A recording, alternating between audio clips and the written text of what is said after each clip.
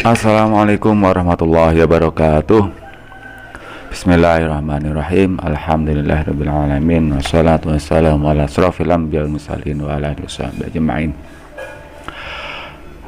Selamat pagi, siang, sore ataupun malam hari anak-anak semuanya. Bagaimana kabarnya? Semoga tetap diberikan kesehatan. Semoga kita bisa menjalankan aktivitas dengan baik dan lancar. Oke anak-anak, hari ini kita akan memasuki materi berikutnya, yaitu tentang perkembangan peradaban Islam pada masa dinasti Abbasiyah. Bagaimana? Sudah siap belajar?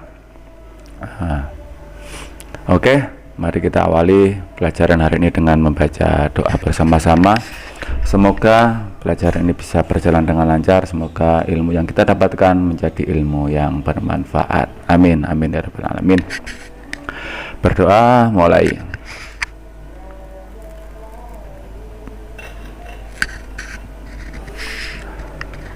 Baiklah anak-anak, mari kita mulai pelajaran hari ini. Perkembangan peradaban Islam pada masa dinasti Abbasiyah. Bagaimana peradaban Islam pada masa dinasti Abbasiyah ini?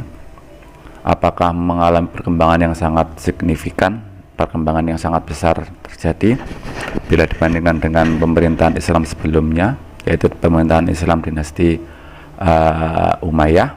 Nah, mari kita bahas.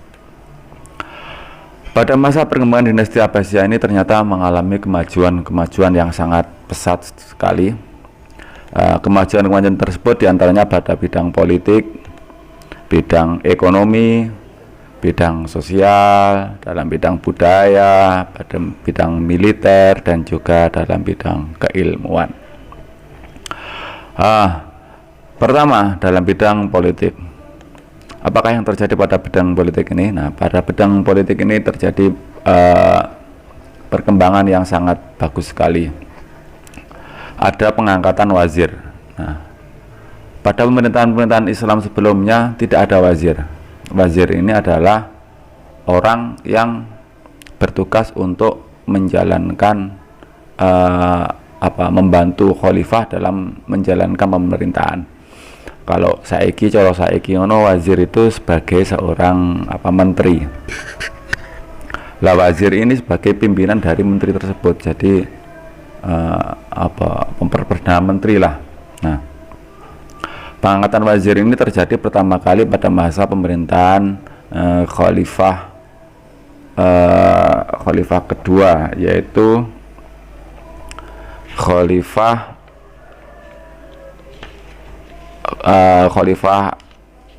Al-Mansur. Nah, Abu Ja'far Al-Mansur.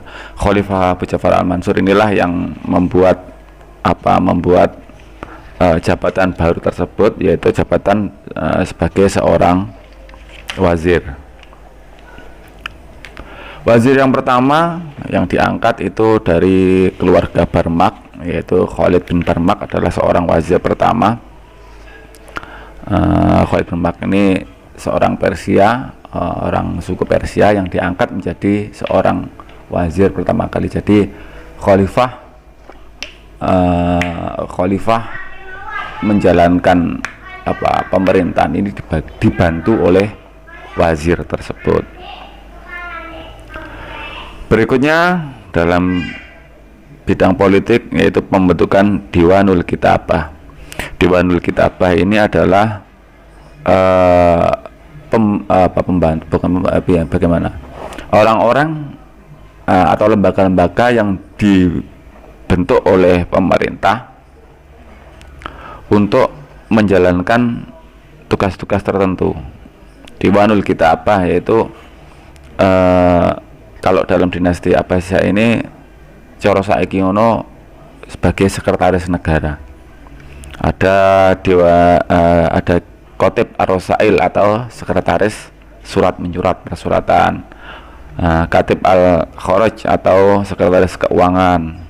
Khatib Al-Jun atau sekretaris tentara. Khatib Asyurtoh atau sekretaris kepolisian. Khatib Al-Qadi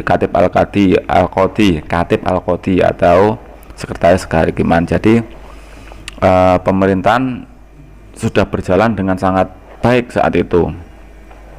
Ada wazir, ada Diwanul Kitabah. Tugas-tugas pemerintahan menjadi lebih terperinci, menjadi lebih berjalan dengan adanya wazir dan Diwanul Kitabah.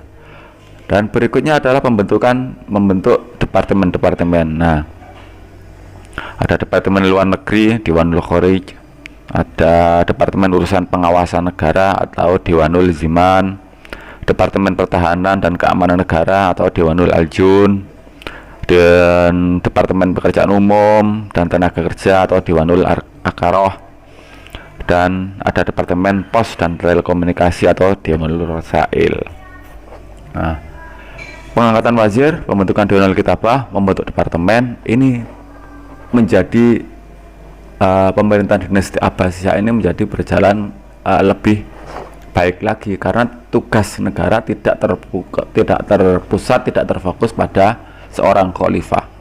Jadi khalifah memiliki pembantu bagaimana memiliki pejabat-pejabat khusus yang dimana pejabat tersebut membawai tugasnya masing-masing. Jadi pekerjaan atau roda pemerintahan bisa berjalan menjadi lebih fokus lagi. Berikutnya pembentukan Baitul Mal. Baitul Mal itu atau kas negara. Terus berikutnya membentuk Mahkamah Agung.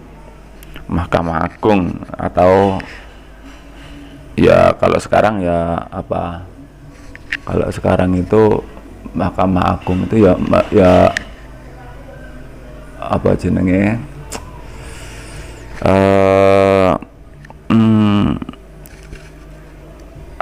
apa jenenge lali apa Mahkamah Agung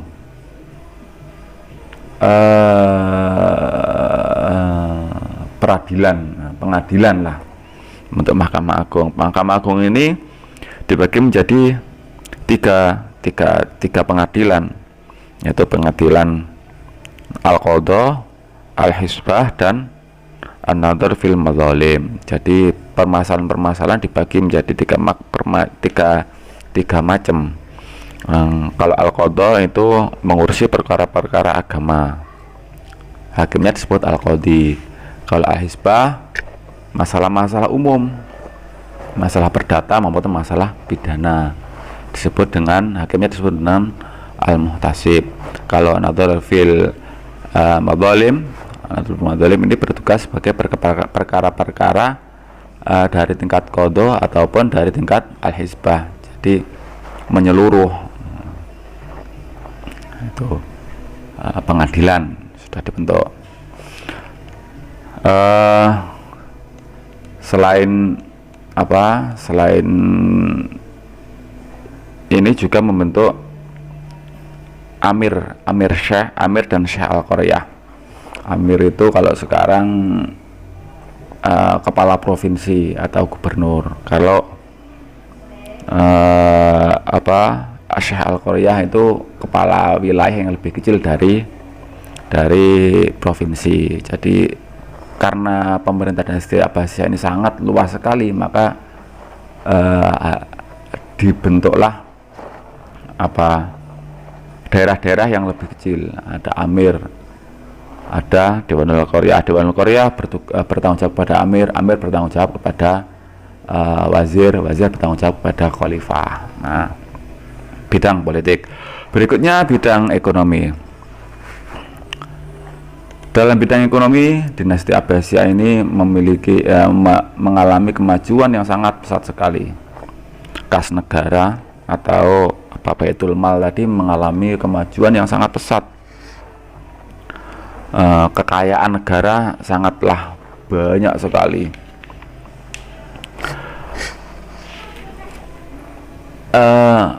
Perkembangan ekonomi ini didukung oleh antara lain dari sektor pertanian. Sektor pertanian ini menjadi perhatian khusus bagi pemerintahan dinasti Abbasiyah, karena kalau pertanian ini tidak optimal, otomatis juga rakyatnya juga akan kelaparan. Nah, karena dulu pernah mengalami kelaparan, maka bidang pertanian ini sangat digenjot untuk bisa menghasilkan hasil tanah, hasil bumi yang banyak, dan akhirnya sampai turah-turah hingga diekspor. Bidang pertanian sangat didukung oleh dinasti Abbasiyah, antara lain dengan membebaskan pajak bagi para petani, meringankan beban para petani, membangun bendungan-bendungan irigasi yang gunanya untuk mengairi mengairi lahan pertanian dari para petani ini. Berikutnya didukung juga oleh perdagangan. Nah, dalam hal perdagangan ini, sektor perdagangan ini dinasti Abbasiyah membangun jalan, mengadakan pameran perdagangan, transportasi lancar, pameran perdagangan, terus membangun pasar, membuat hubungan dagang dengan negara lain, membuat armada laut. Armada laut ini difokuskan untuk menjaga para pedagang dari bajak laut. Nah, perdagangan. Kemudian dalam bidang industri banyak sekali pabrik-pabrik yang dibangun oleh pemerintahan dinasti Abbasiyah ini, dan pabrik-pabrik tersebut difokuskan kepada sebuah wilayah Syam menjadi pusatnya untuk keramik dan gelas yang berwarna-warni. Andalusia menjadi sentralnya perkapalan, persenjataan, dan industri kulit. Damaskus menjadi pusatnya tekstil, baju, sutra. Nah, terus Basrah menjadi pusatnya sabun. Khuzestan menjadi pusatnya tekstil sutra. Persia dan Khorasan menjadi tempatnya barang tambang dan wol. Baghdad menjadi pusat gelas, kilang keramik, dan kincir angin. Jadi difokuskan di wilayah-wilayah tertentu. Berikutnya dalam bidang sosial. Dalam bidang sosial ini yang terlihat yang pertama adalah tentang kelas sosial. Kelas sosial yang diatur oleh pemerintahan dinasti Abbasiyah berbeda dengan kelas sosial yang diatur oleh pemerintahan dinasti Umayyah. Kalau dinasti Umayyah, kelas sosial ini didasarkan kepada suku atau ras dari masyarakat tersebut. Masyarakat Arab memiliki kelas yang lebih tinggi bila dibandingkan dengan masyarakat non-Arab. Nah, kalau dalam pemerintahan dinasti Abbasiyah, ini kelas sosial didasarkan pada persamaan. Jadi seluruh masyarakat ini memiliki kelas yang sama. Yang membedakan hanya keikutsertaan atau partisipasi masyarakat tersebut terhadap berjalannya pemerintahan. Ada kelas masyarakat umum dan kelas masyarakat khusus. Kalau kelas masyarakat khusus itu masyarakat yang memiliki andil dalam roda pemerintahan. Kalau masyarakat umum itu masyarakat yang tidak memiliki andil atau masyarakat biasa. Kelas khusus itu kelasnya para pejabat, para khalifah, para pembantu kerajaan, orang-orang yang bertugas di kerajaan. Masih gur tukang ngarit nih kuda, merawat kudanya kerajaan, maka dia termasuk sebagai orang dalam kelas khusus. Masih wong iso orang kaya raya tapi tidak berkecimpung di pemerintahan, maka orang tersebut masuk ke dalam kelas umum.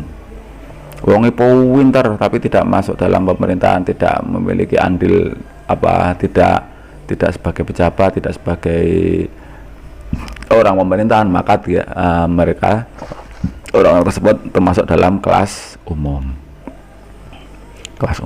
kelas khusus ya. Berikutnya dalam bidang budaya. Perkembangan budaya Islam dan Arab. Jadi antara umat Islam, antara budaya Islam dan budaya Arab ini mengalami kemajuan di pemerintahan dinasti Abbasiyah ini. Kemudian dalam bidang sastra, dalam bidang sastra ini juga mengalami kemajuan sekali. Banyak sekali sastrawan-sastrawan atau ilmuwan-ilmuwan dalam bidang sastra, penyair-penyair itu lahir pada masa pemerintahan dinasti Abbasiyah ini. Ada Abu Atiyah, ada Abu Nawas. Pernah dengar Abu Nawas? Ada Abu Taman, ada Al-Bukhturi, ada Al-Muntanabi. Jadi banyak sekali sastrawan yang lahir pada masa pemerintahan dinasti Abbasiyah ini. Dalam bidang seni, juga banyak sekali kemajuan. Ada seni arsitektur, banyak sekali masjid-masjid yang dibangun dengan mengedepankan keindahan dari masjid tersebut. Banyak sekali masjid-masjid yang dibangun. Terus seni tata kota. Seni tata kota ini bagaimana mengatur sebuah kota menjadi kota yang sangat indah. Kota Baghdad itu kota yang sangat indah sekali. Bentuknya sebuah lingkaran yang sangat besar, dikelilingi oleh tembok yang sangat besar, sangat tinggi. Terus di dalamnya itu sudah diatur sedemikian rupa hingga menjadi sebuah kota yang sangat indah. Kota Baghdad atau ibu kota pemerintahan dinasti Abbasiyah ini. Karena indahnya kota Baghdad ini sampai memiliki julukan 1001 malam. Jadi kota yang sangat indah. Arsitektur. Terus kemudian dalam bidang militer. Dalam bidang militer ini pemerintahan dinasti Abbasiyah yang pertama dilakukan adalah memajukan kesejahteraan tentara. Gaji tentara digedekne hingga tentaranya sejahtera. Kemudian jumlah tentara ini sangat banyak sekali. Karena luas wilayahnya sangat besar, maka perlu penjaga, perlu pertahanan yang juga sangat besar, hingga jumlah tentara juga sangat banyak sekali. Terus selain SDM-nya, jumlah tentaranya juga senjatanya juga dipercanggih.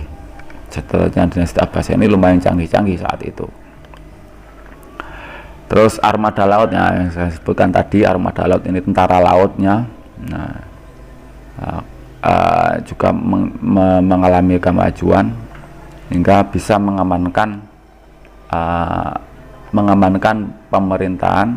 Ketika rakyatnya aman, dijaga dengan baik, maka aktivitas masyarakat juga akan berjalan dengan lebih baik lagi. Yang terakhir dalam bidang ilmu pengetahuan. Dalam bidang ilmu pengetahuan ini sangat banyak sekali perkembangannya. Nanti akan dibahas secara khusus di bab 3.